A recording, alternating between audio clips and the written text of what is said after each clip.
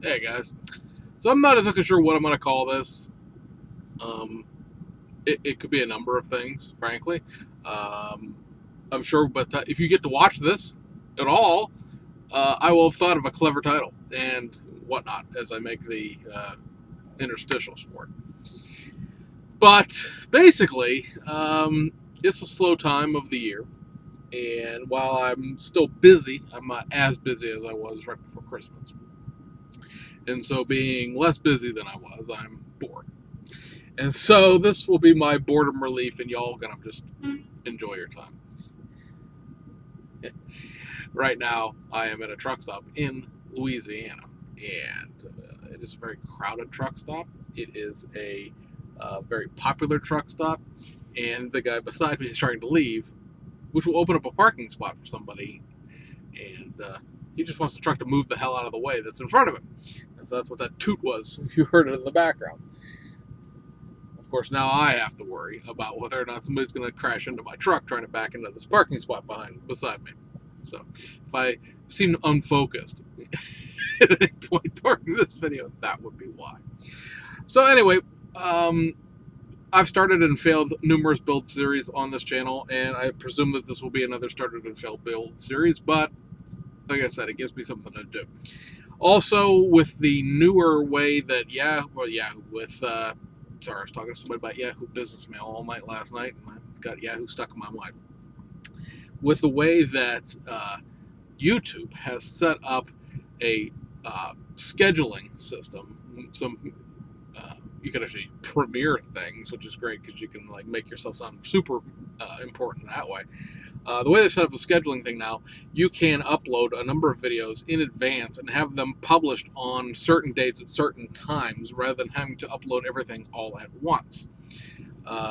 Which is what you would get a lot of, with my channel, where I would catch up a bunch of videos, and like around New Year's Day, there were like 4 videos all at once, and that's a lot to watch all at once. So you're obviously going to skip around, decide not to watch something. You'd rather watch the news than what Kit's like picked up and things like that. So what I'm planning to do with this series is film a lot of it when I have time, and then edit those videos throughout the course of the time that I am out on the road. And then when I get home, I will schedule them for maybe, it depends on where I'm at with this, how far in advance I get with it, and all those type of things. But will look to schedule them some other, obviously Mondays, I still want to try to keep the staff report on Mondays or as close to Mondays as I can get it. You have the monthly recap at the very, very beginning of the month, and then you would have, of course, uh, what did I pick up recently videos, the Inside the Stash videos, whenever those would be appropriate to receiving enough content at home to justify making one. But these, I'm not going to tell you what day it's going to be, because I would, in my mind, I would need to record 2 or 3 sessions of this in order to have enough to justify, uh, putting it in every Wednesday this is going to come out, because that's just ridiculous, because it won't. And then you guys will be disappointed and lose interest. But like I said, this is going to be a build series for something I have with me. I take all of my stuff with me in the truck. I have a big tackle box full of things, as well as a cardboard box up on the upper bunk, because on this truck, you can't see it, but there's a bunk up here, and it doesn't fold up. So it's just a shelf at that point. So I have things like my Tommy spray stands. I have a number of... Here comes the guy trying to pull in here, and he's going to kill the guy on the other side of me. Well, at least it's not my truck. The guy 2 spots over from me is parked against the cement stanchion that holds one of the lights up in this parking lot. And as such, he is sticking out into the parking lot probably a good 15 feet further than anyone else on this row. So anyone trying to pull in here is going to probably hit his truck. As long as they hit his truck and not my truck, I'll be all right. So we'll see what happens here. People need to come down in front of me and back in, and that's the only way you're going to fit in that parking spot. At any rate, It's great. Instead of a talk about models, we're going to have me distracted by trucks. This is a great video. I should just point the camera out the windshield and let you guys watch that. But like I said, I have all, I have spray paint with me. I have all my, or not all of, but a significant amount of my acrylic paint with me, brushes, side cutters, paint, 3 or 4 different kinds of glue, a couple of my photo etch benders, although technically speaking, I don't really need the photo etch benders for anything that I have with me in the truck, I don't think. But, I have all that stuff with me. And to be honest with you, I've had it in this truck since I came back to work here on November the 1st, and I have not, as of yet, touched any of it. So this is sort of trying to put out some content for the channel, because I know at one point I thought we were going to do a lot more content with the channel with live streams and things like that, and that just turned out to never really work out. So I want to do something to try to make a little bit more on this channel other than just being the news report guy. I keep getting people, and God bless them for their good intentions, saying, well, we really like to see you build something. And I go, it's not like I'm hiding it from you guys. Just, I don't have the time. A lot of nights, especially before Christmas when it's real busy in transportation, for anybody who doesn't realize, there's a lot of times where you're, running, getting to where you're stopping for the night, you eat, you shower, you go to sleep, you get up and you do it all over again. And there's really not any time to do anything.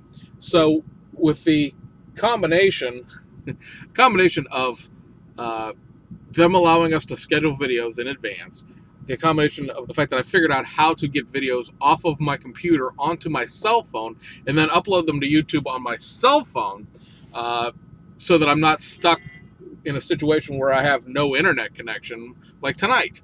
I tried to log on to this Wi-Fi service at this truck stop, and the Wi-Fi service here doesn't work. You would think, frankly, how much they charge, which is like $7 a night, and people are tooting out there. It's getting angry, folks. It's getting angry. We'd have better service. I mean, if you sign up for a month of internet, it's like $30 a month, which obviously is a lot less than your home internet would be, but you're also using it a heck of a lot less, right? So that being said, what we're going to try to do with this channel, assuming that people don't crash into me while I'm filming this, with this series, what we're going to try to do with this series is build this kit right here. This is, of course, the older, because there is a newer, older BMW 635 Group A racing car. This kit was released in, I believe it was 1985, if I'm not mistaken. I'm not seeing a copyright on this all of a sudden. Oh, 86. That's right there. So I'm not building it this way. This is the 24 Hours of Spa from 1985. I will be building it with the decal set from Studio 27 to make the Intertech car. Let me turn this light off so it's not so glary. Whoa, and it made it dark. All right, well, deal with it. That is the 1985 Intertech car. This ran the Japanese Touring Car Championship in Japan. We've talked about this. The guy got in the parking spot beside me, facing forwards rather than backwards. So, at least he's in there, so I don't have to worry about it, right? Let's hope the guy on the other side of me doesn't leave tonight. It's the only bad thing about parking in weird angled truck stops is you get very concerned about who's parked around you and how long they plan to stay. This guy backing out is probably going to end up hitting somebody in the morning. I hope I'm gone before that. So anyway, this, I said, will be what we're doing. Here's your, the close-up of the decals themselves. This car not only won the Intertech race, which of course we talked about in the JTCC videos, is the last race of the year. It is also the car that won the actual JTCC championship in 1985 as well. So nothing needs to be added to this kit in terms of what's going on here. I believe either Studio 27 or Hobby Design has a photo etch set for this, but I don't think it's worth the money in terms of what you get out of it. One nice thing about this set of decals is that it does come, I don't know, well, it's going to show up, if it's going to decide to focus at all. Let's see if I can get it completely blanking out the camera. It's got too much glare to it. Let me see if I can do that. No. Well, anyway, you can't really tell, but right here there are two BMW logos, and in this kit, being an old kit, did not come with separate BMW logos.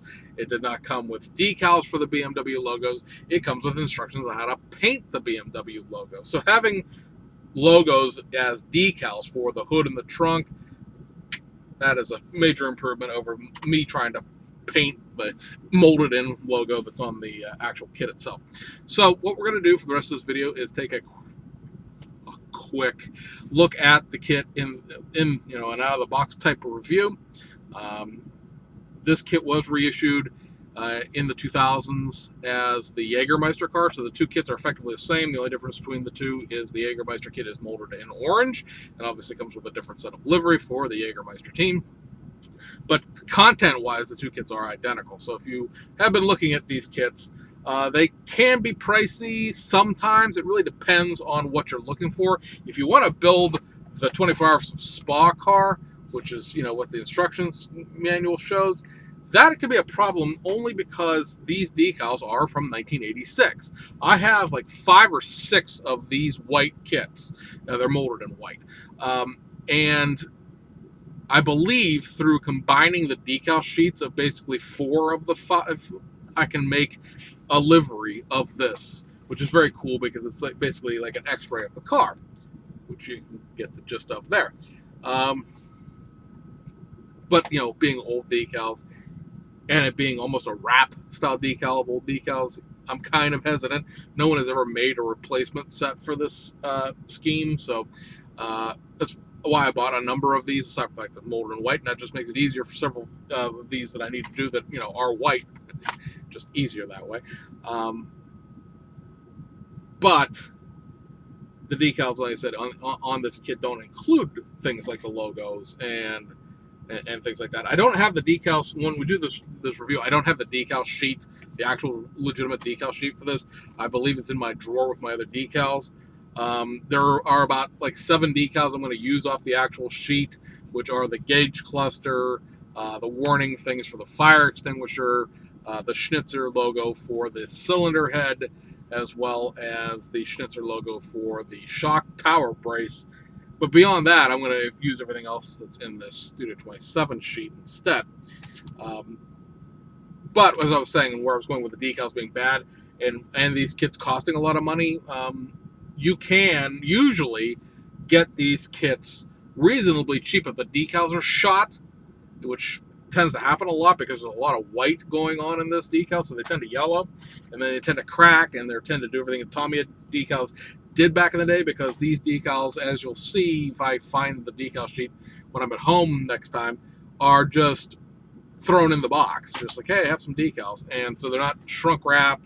You're not putting plastic. There's no protective wax covering for them or anything else like that. That just wasn't done back in that time.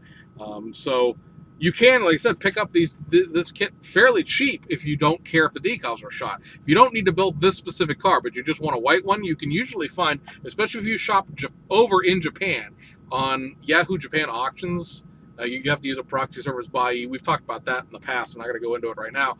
But if you go through Buyee, you can usually find these for about $15 to $18 complete. This one is still, before I take it apart here, it's still sealed. And I paid $15 for that. This kit, when it was new, sold for $24. So actually, I bought it for less than it cost new, because the decals were iffy in this particular one. But like I said, if you don't care about the decals, which I don't, then you can, like I said, tend to pick these up a little bit cheaper. In the United States, buying it through eBay, things like that, it's a hit or miss kind of deal, because, I've just said twice like that. It drives me crazy. But as you might guess, the eBay prices can be dictated by people's insanity levels rather than by reality levels. So anyway, guys, that is the plan for what we're going to be doing here. We'll see how well it works and if it goes beyond this introduction video. So anyway, I hope you guys will tune in as we go along, and we'll see you guys on on the other side.